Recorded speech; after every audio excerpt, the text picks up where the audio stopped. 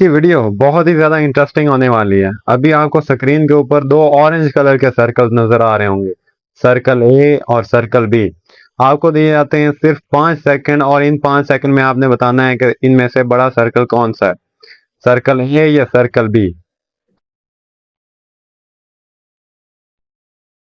क्या हुआ?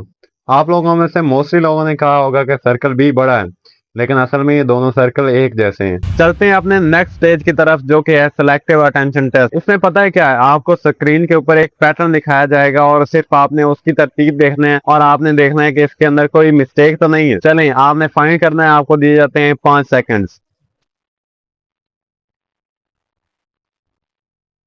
क्या हुआ, आपको कोई मिस्टेक मिली? बिल्कुल नहीं, क्योंकि अक्सर लोगों ने देखा है कि काउंटिंग तो बिल्कुल ठीक लिखी हुई है, 1 2 3 4 5 6 7 8। मतलब इसके अंदर कोई मिस्टेक नहीं है। मिस्टेक असल में इसमें नहीं है, मिस्टेक ऊपर लिखी हुई स्टेटमेंट के अंदर थी। यहाँ पे आप देखो कि दा 2 दफा लिखा गया था। मुझे कमेंट करके बताओ कि कितने ऐसे लोग थे जिन्होंने ये देखा कि काउंटिंग ठीक लिखी हुई है लेकिन उन्होंने ऊपर फोकस नहीं किया, और कितने ऐसे लोग थे जिन्होंने ये वाली मिस्टेक पकड़ी, क्योंकि ये एक बहुत बड़ी मिस्टेक थी। अगर आपने ये वाली मिस्टेक ढूंढ ली थी तो इसका मतलब है कि आपकी ऑब्जर्वेशन पावर बहुत ज्यादा है और आप एक जीनियस माइंड कैरी करते हो। लेकिन अगर आपके ये वाला क्वेश्चन भी गलत हो गया तो इसका मतलब है कि आपकी ब्रेन एक्टिविटी थोड़ी सी कम है। अगर आपने अपनी मेमोरी को बूस्ट करना है तो इसके लिए आप ओमेगा 3 रिच फूड और विटामिन B12 इस्तेमाल कर सकते हो। उसका लिंक आपको डिस्क्रिप्शन के अंदर मिल जाएगा, वहां पे आप इसे क्लिक करके बाय कर सकते हो और इससे आपकी ब्रेन एक्टिविटी और काम करने की सलाहियत बढ़ जाएगी। जो एवरेज माइंड होते हैं वो बस चीजों को ऊपर ऊपर से देखते हैं, लेकिन जो जीनियस माइंड होते हैं वो चीजों को एकदम से अच्छे तरीके से रिलेट करके देखते होते हैं और वो चीजों के पीछे छुपी असल हकीकत को जान लेते होते हैं। अगर आपका ये वाला क्वेश्चन गलत हो गया तो घबराएं नहीं, क्योंकि मैं अभी आपको एक ऐसी स्टोरी सुनाऊंगा जो आपको मोटिवेट भी करेगी और आपको हैरान भी कर देगी। 1955 में एक डॉक्टर जिसका नाम था थॉमस हार्वी, उसने एक ऐसी चोरी की जिसने दुनिया में जहानत की तारीख ही बदल कर रख दी। उसने एक शख्स की मौत के बाद उसका दिमाग, जो दुनिया का सबसे बड़ा और जहीन था, उसे उसके जिस्म से निकाल लिया और उसे चुरा लिया। और पता है वो दिमाग किसका था? वो दिमाग था एल्बर्ट आइंस्टाइन का। डॉक्टर हार्वी ने आइंस्टाइन का दिमाग 40 साल तक महफूज रखा और उसके ऊपर 40 साल तक रिसर्च की, और 40 साल की स्टडी और रिसर्च के बाद जो चीज मिलती है वो सबके होश उड़ा के रख देती है। डॉक्टर हार्वी ने बताया कि एल्बर्ट आइंस्टाइन के दिमाग के अंदर न्यूरॉन्स की तादाद आम इंसान जितनी थी, लेकिन उनके दिमाग के न्यूरॉन्स के अंदर कनेक्शन 15% ज्यादा थे। और ये कोई बड़ी बात नहीं है, क्योंकि दुनिया में ऐसे और भी बहुत सारे लोग हैं जिनके अंदर इस तरह के कनेक्शन होते हैं, लेकिन उन्हें पता ही नहीं चल पाता होता कि वो जीनियस माइंड कैरी कर रहे हैं। तो आज इस वीडियो के अंदर हम लोग डिफरेंट टेस्ट लेंगे और डिफरेंट जीनियस माइंड की क्वालिटीज में आपको बताऊंगा, जिससे आप भी पता चला सकते हैं कि क्या आप एक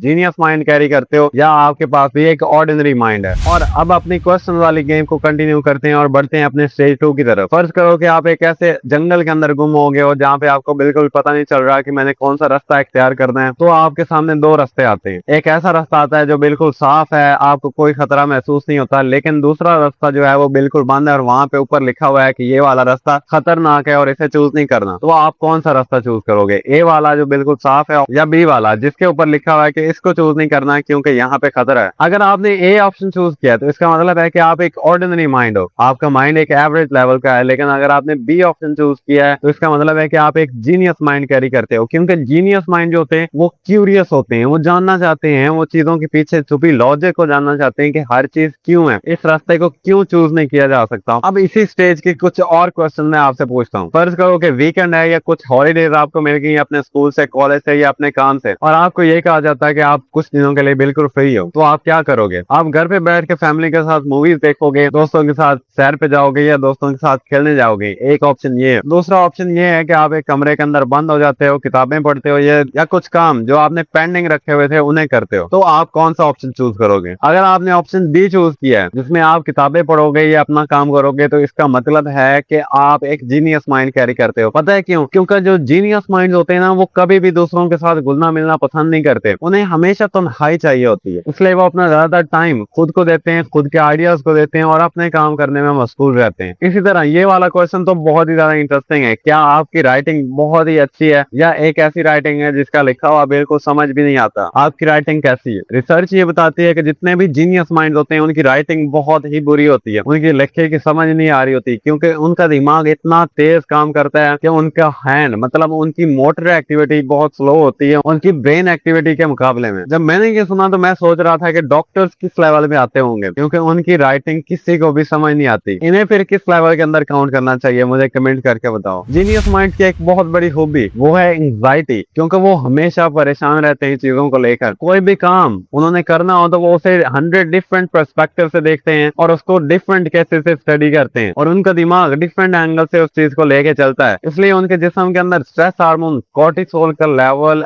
आम इंसान से ज्यादा रहता है, इसलिए वो अक्सर परेशान रहते हैं। नेक्स्ट जो खूबी होती है जीनियस माइंड की, वो सुन के आप भी हैरान हो जाओगे, क्योंकि जितने भी जीनियस माइंड होते हैं वो कभी भी अपनी चीजों को अरेंज करके नहीं रखते। उनके कमरे की चीजें हमेशा बिखरी पड़ी होती हैं, उनके स्टडी टेबल के ऊपर चीजें हमेशा बिखरी पड़ी होती हैं, क्योंकि वो इन बिखरी हुई चीजों के अंदर भी एक कम्प्लेक्स पैटर्न ढूंढ लेते हैं। इसलिए वो चीजों की सफाई या उन्हें ऑर्गेनाइज करने के बजाय अपने कम्प्लेक्स पैटर्न और अपने कम्प्लेक्स बिहेवियर के ऊपर काम करते हैं। क्या आपने कभी खुद से बातें की हैं? लोग आपको हमेशा देखते होंगे कि शायद ये पागल है, खुद से बातें करता रहता है, लेकिन आपको एक सच बताऊं, ये जीनियस माइंड होने की निशानी है, क्योंकि खुद से बातें करने से आपका फोकस बढ़ता है और आपका दिमाग न्यूरॉन्स को अच्छे तरीके से फायर कर पाता है। और आपको पता है आइंस्टाइन भी यही करते होते थे ताकि वो अपनी कम्प्लेक्स थ्योरीज को सिंप्लीफाई कर सके। चलते हैं अपने नेक्स्ट स्टेज 4 की तरफ, जो कि है मिरर टेस्ट। यहाँ पे आपको एक क्लॉक दिखाई जाएगी जिसके ऊपर टाइम हो रहा है 10:10, लेकिन अगर हम लोग इसी क्लॉक को देखेंगे एक मिरर के अंदर तो कितना टाइम होगा, मुझे कमेंट करके जल्दी बताओ।